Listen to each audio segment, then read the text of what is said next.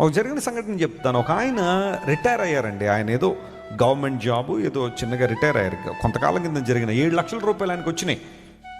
ఆ retirement benefits 7 లక్షల రూపాయలు వస్తే 3 అమ్మాయిలు ఉన్నారు ఆయనకి, 3 ఆడపిల్ల, ముగ్గురికి పెళ్లి చేయాలని చెప్పి కొంతమంది ఇప్పుడు కట్నం లేకపోయినా కానీ పెళ్లి ఖర్చులు ఉంటాయి కదా, ఆ పెళ్లి వ్యవహారాలంటే కార్డులు పిండిన దగ్గర అవన్నీ ఉంటాయి కదా అని చెప్పి ఆయన ఏదో ప్లాన్ చేసుకున్నాడు. 7 లక్షలు పెద్ద అమ్మాయికి ఇంత, 2 అమ్మాయికి ఇంత, 3 అమ్మాయికి ఇంత, ఆ తర్వాత కొంత ధనం ఏమన్నా ఉంటే ఆ మిగిలిన ₹1,00,000 ఎంతో ఫిక్స్డ్లో వేసేసుకుని నేను నా భార్య ఆ వచ్చే ఆ కొద్ది ఇన్కమ్తో లేకపోతే ఆ గవర్నమెంట్ ఇచ్చే బ్యాంకులు ఇచ్చే వడ్డీతో బ్రతికేద్దామని చెప్పి ఆయన ప్లానింగ్ ఆయనకు ఉంది.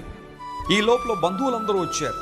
ఏమండి మీకు 7 లక్షల రూపాయలు వచ్చినట్టు కదా, కొంచెం మాకు చిన్న అవసరం ఉంది, ఇప్పుడు ఇచ్చారంటే ఒక నెలలో ఇచ్చేస్తాను ఒకడు, 2 నెలల్లో ఇస్తాను ఒకడు, అలా ఆయన దగ్గర ఉన్న డబ్బులు అడగడం మొదలు పెడితే ఈయన మొహమాట ఎక్కువ, నో చెప్పలేడు.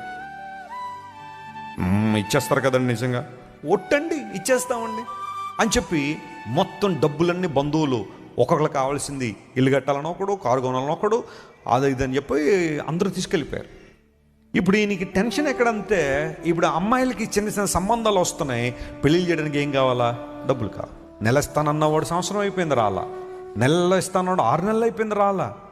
ఆ సందర్భంలో ఈయన ఒక్కొక్క ఇంటికి వెళ్దాం, ఏమండి నా దగ్గర డబ్బులు తీసుకున్నారు కదా, ఇస్తారన్నారు కదండి, మా అమ్మాయి పెళ్ళిళ్ళు ఆగిపోయేలాగా ఉన్నాయి, కొంచెం సర్దుబాటు చేయండి అంటే, ఇస్తామండి, ఎడకెళ్ళిపోతాం, మా మీదకి వచ్చి రుబాబ్ చేస్తారేంటి, మీరు మా మీద అరుస్తారేంటి, మేము పద్ధతి కలిగిన కుటుంబం, ఈ వీధిలో మాకున్న వాల్యూ అంతా ఇంత, మీరు ఇలా వచ్చి కేకలేస్తే మా పరువు ఏం కావాలి.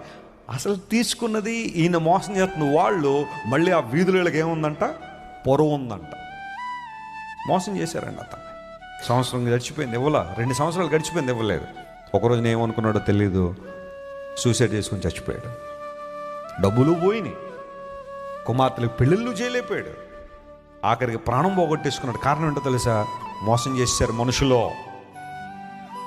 నువ్వు ఎవరన్నా మోసం చేసావా, డబ్బులు తీసుకుని ఎగ్గొట్టేసావా, గుర్తొచ్చిందా, వాళ్ళు మర్చిపోయారండి అంటున్నావా, దేవుణ్ణి జ్ఞాపకం చేస్తే పట్టుకెళ్ళి ఇచ్చాయి, ఆ డబ్బులు ఇచ్చాయి, నువ్వు దీవెన పొందుతావు. ఎవ్వరికి ఖర్చు ఉండొద్దు నీ లైఫ్లో, అప్పులు తీసుకుని ఎగ్గొట్టొద్దు.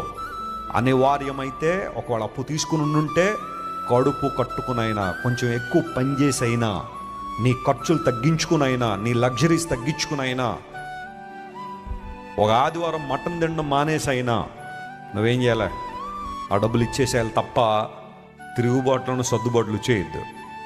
బైబిల్ సెలవిస్తున్న మాట ఇది.